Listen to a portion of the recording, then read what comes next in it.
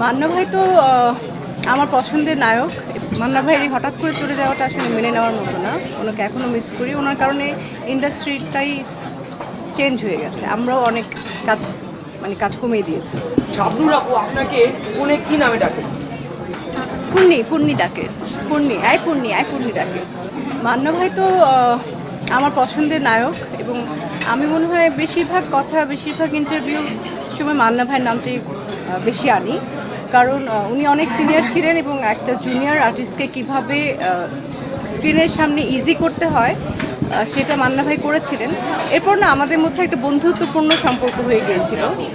তো সেখান থেকে মান্না ভাইয়ের হঠাৎ করে চলে যাওয়াটা আসলে মেনে নেওয়ার মতো না। ওনাকে এখনও মিস করি। ওনার কারণে ইন্ডাস্ট্রিটাই চেঞ্জ হয়ে গেছে। আমরাও অনেক কাজ কমিয়ে দিয়েছি। একটা ছোট স্মৃতি বলা যায় মান্না ভাইয়ের সাথে? অনেক স্মৃতি আছে, ছোট স্মৃতি বলে লাভ। অনেক স্মৃতি আছে, এখন এই শর্ট টাইমে বলা যাবে না।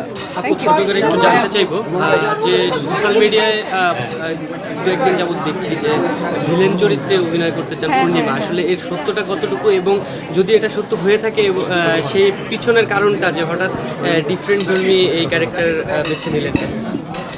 আচ্ছা, মানুষ তো ডিফারেন্ট কোনো ক্যারেক্টার করতেই চাইবে, তাই না? সবসময় রোমান্টিক সুইট একটা ভালো ক্যারেক্টার পোর্ট্রে করার চাইতে আমার কাছে মনে হচ্ছে একটু নেগেটিভ রোল যদি করি, এত সুন্দর সুইট বলে সবাই, আপনারা যা বলেন, আমি নিজে বলি না, তো এটার পিছনেও যে একটা ভিলেন টাইপের বা চরিত্র থাকতে পারে সেই জন্য আমি বলেছি আসলে করতে চাই ডিফারেন্ট কোনো। প্রশ্নটা ছিল যে ঘড়ি পাওয়ার পর আপনাকেও ঘড়ি গিফট করা হয়েছে, মানে আপনার জন্মদিনকে স্পেশাল করার জন্য। তো আপনার ঘড়িটা কেমন ছিল? ওটা এই কথাটা খুশি হয়েছে? ঘড়িটা খুবই সুন্দর ছিল। ঘড়িটা আসলে রিভিল করা হয়নি, 1 মাস পর করা হবে, কারণ হচ্ছে আমিও এখন নামটা বলতে পারবো না। ওটাতে একটা কুইজ দেওয়া হয়েছে চ্যানেল আই থেকে, যে প্রথমে ঘড়িটার নাম বলতে হবে এবং 30 শব্দে আমাকে নিয়ে প্রশংসা করতে হবে। তো যেই ব্যক্তি, যে দর্শক আসলে এটি বলতে পারবেন, চ্যানেল আই থেকে তাকে ডেকে এনে পুরস্কার দেওয়া হবে, তখনই ওই ঘড়িটা রিভিল হবে অ্যান্ড পুরস্কারটা আবার আমাকেই দিতে যেতে হবে। হ্যাঁ, আপনি তো অনেক করেন প্রশ্ন।